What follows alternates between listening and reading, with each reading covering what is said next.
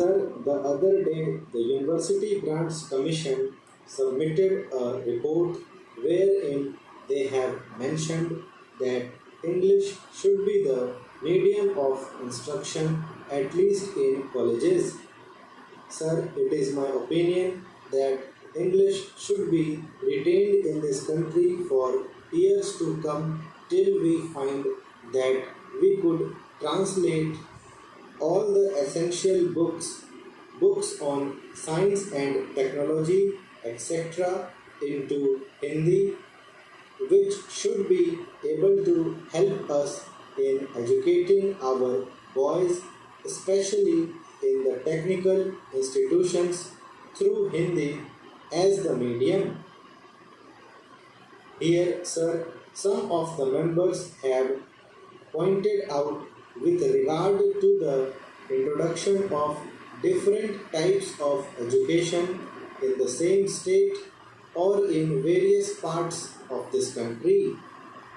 We find that a majority of the children of our country are educated in the basic system, which brings out, as far as I know, second class citizens in this country who are to be governed by the boys who are sent to the public schools. Most of the children of the haves are sent to the public schools and they are imparted expert training, and when they come out they are definitely superior to those boys who undergo this basic system of education.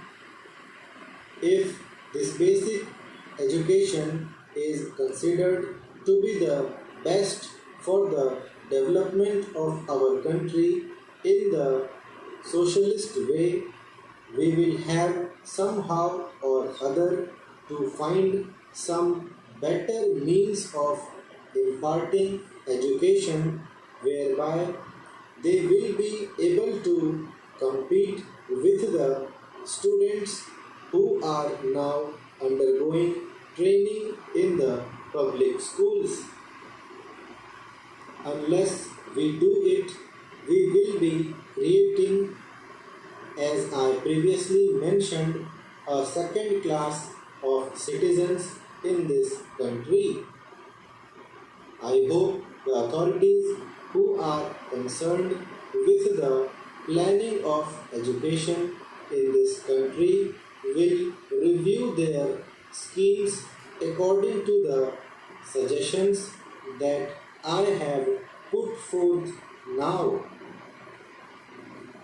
In the same way, sir, our country is mainly depending on our agriculture and industries for the development of our economy. But the agriculturists are an ignorant section of our people who do not find, in spite of the development in that sector of our economy of high production, a better income as the industrial section is having in this country. The industrial section is fast improving and their standard of living has gone high. At the same time, in spite of the better production in the agricultural section, the agrarian population has not come at par with the industrial section of this country. In the same way, industrial laborers are organized. Most of them are given so many benefits and advantages according to the legislation that is passed for the betterment of industrial laborers of this country.